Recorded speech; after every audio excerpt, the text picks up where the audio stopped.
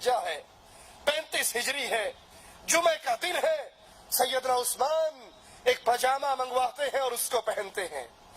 انہوں نے نہ زمانہ جاہلیت میں نہ زمانہ اسلام میں کبھی اس پاجامے کو پہنا, لیکن اس دن خاص طور پہ پاجامہ منگوا کر پہنتے ہیں اور کہتے ہیں آج رسول اللہ صلی اللہ علیہ وسلم کی خام میں زیارت ہوئی تھی. وہ عثمان جو بھوک اور پیاس کے اندر نیت سے روزے رکھا کرتا تھا اور نیت سے افطار کر لیا کرتا تھا. وہ عثمان جس کے گھر میں افطاری کے لیے پانی تو درکنار نمک بھی نہیں تھا, جو نیت سے سحری کرتا تھا, نیت سے افطاری کرتا تھا مظلومیت کی حالت میں.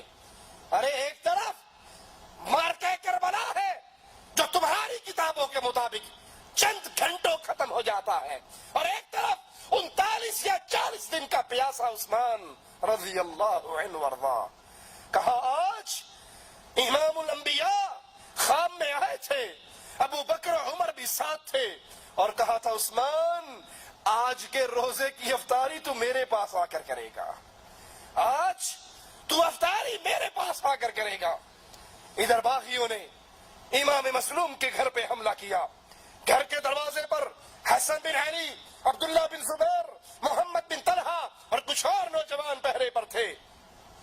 وہ ان باغیوں سے لڑتے رہے. ان کے وہم و گمان میں بھی نہ تھا, ان کے ذہن میں تھا کہ باغی اپنے مطالبات پیش کر کے کچھ دن یہاں قیام کر کے واپس لوٹ جائیں گے.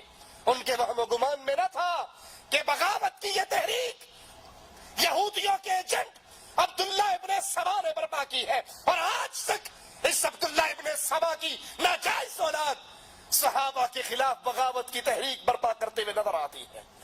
جہاں صحابہ کو گالیاں پڑھتے ہوئے دیکھو گے, گالیاں دینے والے عبداللہ ابن سبا یہودی کے ایجنٹ ہوں گے. انہیں یقین نہیں تھا کہ باغی اس حد تک بڑھ جائیں گے. باغیوں نے عثمان کے گھر پہ حملہ کیا. حسن بن علی, عبداللہ بن زبیر, محمد بن طلحہ ان باغیوں سے لڑتے ہیں اور عثمان کے دروازے تک کسی کو پہنچنے نہیں دیتے. اور 4 باغی ساتھ والے گھر کا سہارا لے کر دیوار پھلانگ کر سیدنا عثمان رضی اللہ عنہ وارضا کے گھر میں داخل ہو جاتے ہیں. عثمان جو روزے سے ہیں, عثمان جو قرآن کی تلاوت کر رہے ہیں, عثمان جو خلیفۃ المسلمین ہیں, جن کی مدد کرنے کے لیے ہزاروں تلواریں تڑپ رہی ہیں, کب عثمان اجازت دے اور اس کے دشمنوں کو قتل کر دیا جائے. اور وہ عثمان کہہ رہا ہے مدینے کے اندر میں خون بہتا ہوا نہیں دیکھ سکتا. حالت سیام قرآن کی تلاوت کر رہے 4 باغی دیوار کو پھلانگتے ہیں, سیدنا عثمان رضی اللہ عنہ وارضا کے گھر میں داخل ہو جاتے ہیں. امیر المؤمنین کی زوجہ سیدہ نائلہ کہتی ہے عثمان تیرے دشمن آج تو گھر کی دیواروں کو پھلانگ کر اندر آ چکے ہیں, تیری جان کے در پہ تیرے خون کے پیاسے آج تیری چادر 4 دیواری کو بھی اپنے قدموں کے نیچے رون چکے ہیں. جواب میں سیدنا عثمان کہتے ہیں نائلہ آخری لمحات میں میری نظروں کو رب کے قرآن سے جدا نہ کر, یہ جو کرتے ہیں کرنے دے اور مجھے اللہ کی کتاب کی تلاوت کرنے دے. قیامت کے دن ہوگا, رب کے دربار میں پیش ہوگا, مالک پوچھے گا عثمان آخری کام کیا کر رہا تھا, میں کہوں گا اللہ میرے دشمن مجھے قتل کر رہے تھے, میں تیرے قرآن کی تلاوت کر رہا تھا.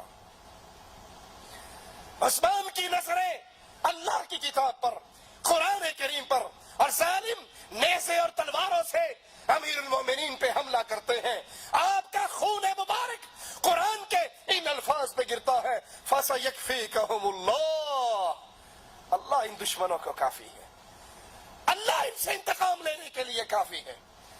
سیدنا عثمان جمعہ کا دن ہے, شام کا وقت ہے, شہید ہو کر آپ کی پاکیزہ روح اللہ کی جنتوں کی طرف روانہ ہو جاتی ہے.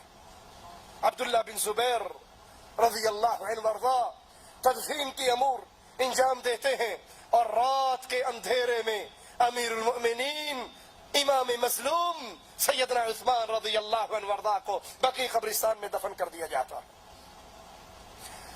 خبر دینے والا سیدنا علی کے پاس پہنچتا ہے.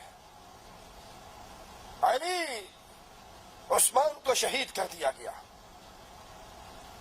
علی حسن و حسین کے چہرے پر تھپڑ مارتے ہیں. وہ علی جس نے حسن و حسین کو کبھی غصے سے بلایا بھی نہ تھا، آج یہ چہرے پر پڑنے والے تھپڑ زبان حال سے کہنے دیجئے. وہ کہتے ہوں گے بابا ہمیں تو نے کبھی غصے سے بھی نہیں بلایا اور آج تھپڑ مار رہا ہے. کہاں تم نے اپنے خالو کی حفاظت کرنے میں کمی کا ثبوت دیا؟ اور اس اطلاع دینے والے کو کہتا ہے تبًا لکم آخر الدہر، سنو اب تم پر ہمیشہ کی تباہی مسلط کر دی گئی ہے. شہادت عثمان اس جرم کی وجہ سے اب تم پر ہلاکت اور تباہی کو مسلط کر دیا گیا ہے. جنگ جمل کے ایک دن سیدنا علی کہتے ہیں کہ اللہ میں تیری جناب میں خون عثمان سے اپنی برات کا اظہار کرتا ہوں. تحقیق عثمان کے قتل کے دن میرے ہوش اڑ گئے تھے، میں اس صدمے کو برداشت نہ کر سکا تھا. لوگ میرے پاس دوڑتے ہوئے آئے کہ ہم تیرے ہاتھ پہ بیعت کرنا چاہتے ہیں.